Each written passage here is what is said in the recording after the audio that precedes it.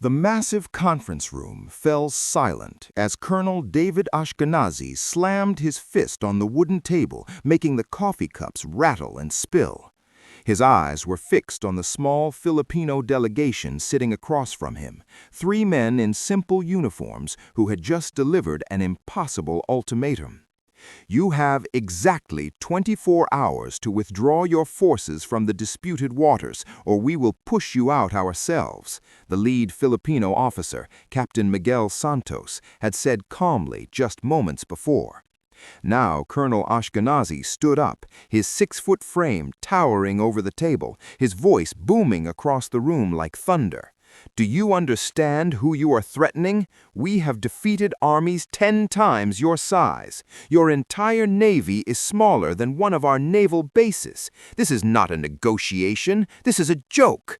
His officers behind him laughed, some shaking their heads in disbelief that this tiny Southeast Asian nation would dare challenge them. But Captain Santos did not flinch, did not blink, did not show even a flicker of fear in his dark eyes. Captain Santos slowly rose from his chair, his weathered face showing the lines of a man who had survived countless storms both at sea and in battle. He reached into his jacket pocket and pulled out a small wooden compass, old and worn, placing it gently on the table between them. My grandfather carried this compass when Japanese warships surrounded our islands during the war, Santos said quietly, his voice steady as a rock. The Japanese admirals also laughed at us. They had bigger ships, more guns, better training. They thought we were just fishermen playing soldier, but we knew something they did not know. He paused, letting the silence fill the room like rising water. We knew our waters, every hidden reef, every sudden current, every shallow passage where big warships cannot follow. We knew which storms come from which direction and how to use the waves themselves as weapons. The Japanese learned this lesson when their destroyers ran aground chasing our small boats into waters we had fished since childhood. Your submarines are already surrounded, Colonel. Your destroyers are being watched by eyes you cannot see. You have 24 hours. Captain Santos picked up his compass, turned his back on the stunned Israeli officers, and walked out of the conference room with his 2 companions, leaving behind a silence more frightening than any shout. Exactly 24 hours later, the Israeli Naval Task Force remained in position, their 3 destroyers and 2 submarines forming a defensive perimeter in the contested waters, their radar systems sweeping the horizon in all directions. Colonel Ashkenazi stood on the bridge of the lead destroyer, the INS Courage, watching the sunset paint the sky orange and purple, confident that the Filipinos had been bluffing after all. "Sir, we have multiple small contacts approaching from the east," a young radar operator called out nervously. "How many?" Ashkenazi asked without concern. "Dozens, sir. Maybe 50 or 60 small vessels. They appear to be fishing boats." The colonel laughed, relief washing over him. "Fishing boats? They sent fishing boats against destroyers? This is even more pathetic than I imagined. Weapons, prepare warning shots. We will scare these fishermen back to their villages." But as the small boats came closer, something strange began to happen. The sea itself seemed to change, the smooth water suddenly turning choppy and unpredictable, waves coming from directions that made no sense. The destroyer's helmsman struggled with the wheel as the ship began to roll and pitch unexpectedly. "Captain, we are experiencing unusual currents," the navigator shouted over the growing alarm. "The GPS shows we are drifting off course, but the engines are at full power." Then the first explosion ripped through the water just 50 meters from the destroyer's hull, sending a massive column of water skyward that crashed down onto the deck like a liquid hammer. "We are under attack!" someone screamed, but the radar showed nothing. No missiles, no torpedoes, just those fishing boats circling at a safe distance. Another explosion, this time closer, shook the entire ship, and suddenly Colonel Ashkenazi understood with horror what was happening. The Filipinos were not using modern weapons. They were using the sea itself.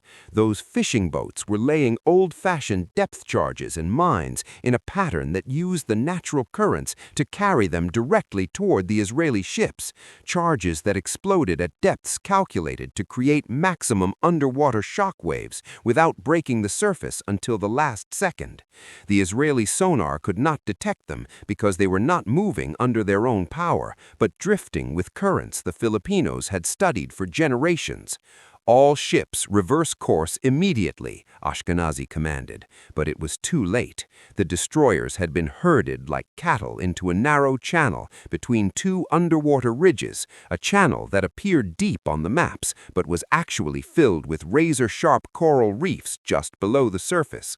The INS Courage's hull screamed in agony as it scraped against the coral, tearing open compartments below the waterline, flooding beginning to spread through the lower decks.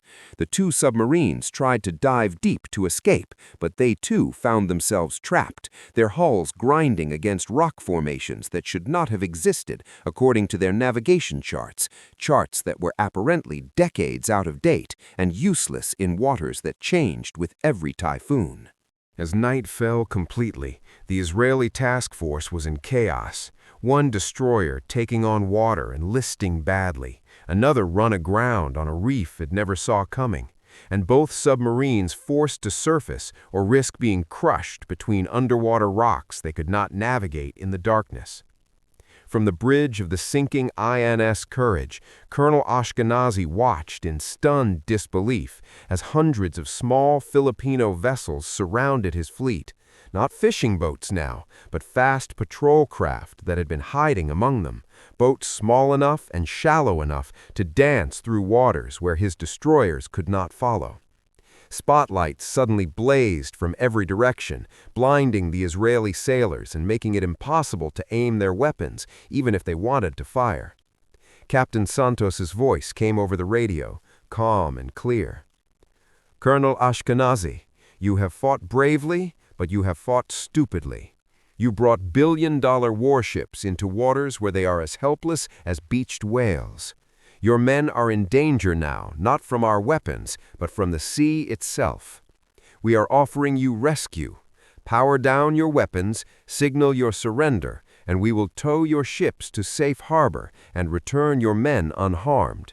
You have 5 minutes to decide before the tide turns and the currents pull your damaged ships into deeper water where we cannot save them." Ashkenazi looked around his bridge at the young faces of his crew, kids really, barely 20 years old, watching him with frightened eyes. He thought about his own pride, his own certainty that size and technology always won. He thought about Captain Santos's grandfather and that old compass, about generations of Filipino sailors who had survived by understanding rather than controlling the ocean. The colonel reached for the radio transmitter with a shaking hand, his voice barely a whisper, as he gave the order his pride never imagined he would give. "All Israeli vessels, cease fire. Signal surrender. Prepare to be towed."